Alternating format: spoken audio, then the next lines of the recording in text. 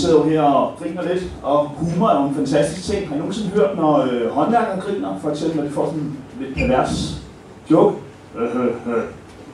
Den gad jeg godt at knippe. Og jeg sidder og tænker, når nu man er inde i militæret, hvordan griner man så? Ha! Det var sjovt! Undskyld. Jeg går ud fra, at der er en unge imellem. Er der nogen, der er fan af Justin Bieber? Knap en gang? Nå, det er der ikke.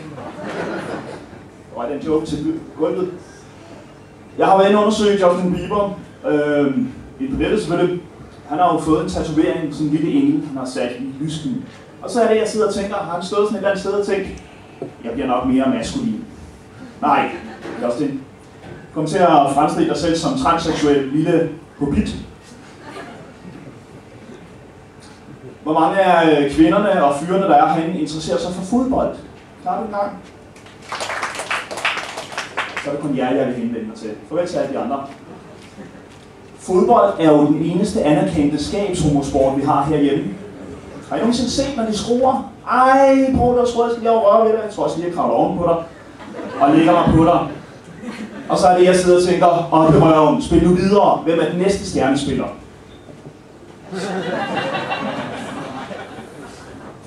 Jeg sidder og tænker, hvis nu man er en rigtig, rigtig lækker, populær homo, og man tager en tur til Afrika, så får Afrikas stjerne jo bare en helt anden betydning.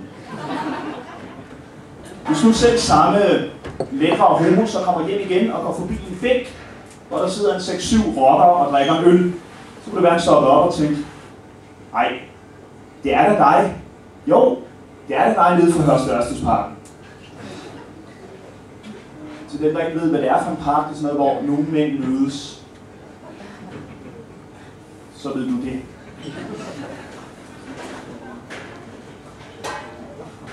Det var ikke fordi, jeg skulle være ond over for det. Du sad bare og tænkte, hvad snakker han om? Jeg har det sådan lidt, jeg hører kvinder, de synes galante mænd, der holder en dør. Det er fantastisk. Det er jo ikke fordi, vi er galante. Det er jo, når vi holder den her dør, så har vi mulighed for at lige lave elevatorblikket. Nej, skat. Ikke i aften. Gå ud af den dør. Jeg er jo en af de der fyre, der godt kan lide at gå i byen med sådan nogle store drenge, sådan nogle bodybuildere. Det synes jeg jo er fantastisk fedt. Det er ikke så meget, pigerne henvender sig til først. Yes. Faktisk så fedt, når de kigger på mig og siger, undskyld til en eksamen, hvad laver du her? Det er fordi bodybuildere har større arme end dig. Okay, det er godt høre. Jeg er også en af de mænd, der godt kunne tænke mig at få indført burka, blandt andet når man går ind på diskoteker, fordi jeg plejer altid at møde sådan en rigtig sød pige. Og dagen efter, så ligger hendes søster sådan en stor spærreval i min seng, og jeg tænker bare, hvad? Hvis nu hun har haft burka, så kunne det være, at jeg slap for det. Men på den anden side, så kan det godt være, at jeg er så grim, at jeg skal gå med burka. Hvad? Ja. Skål til alle, der er til stede.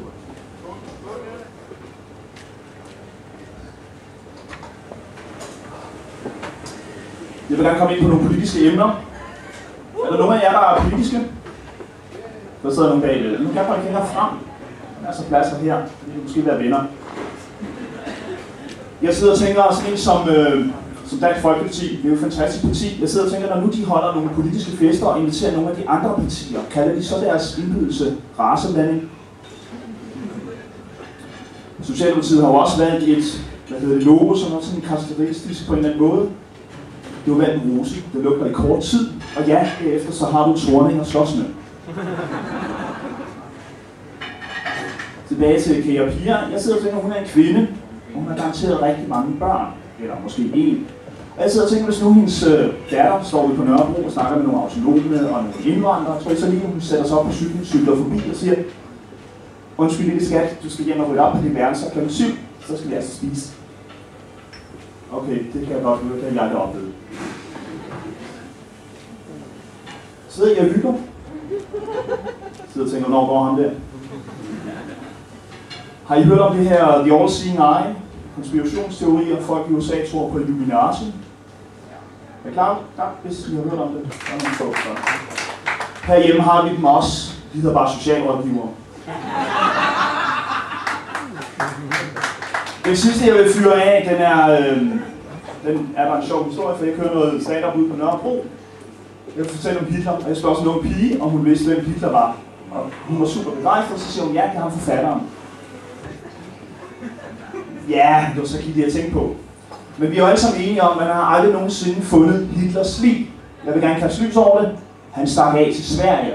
Han har lavet super mange film siden da. Har I nogensinde set Emil fra Lønneberg? Hans far, Anton. Emil! Mein Kampf sind sehr gut.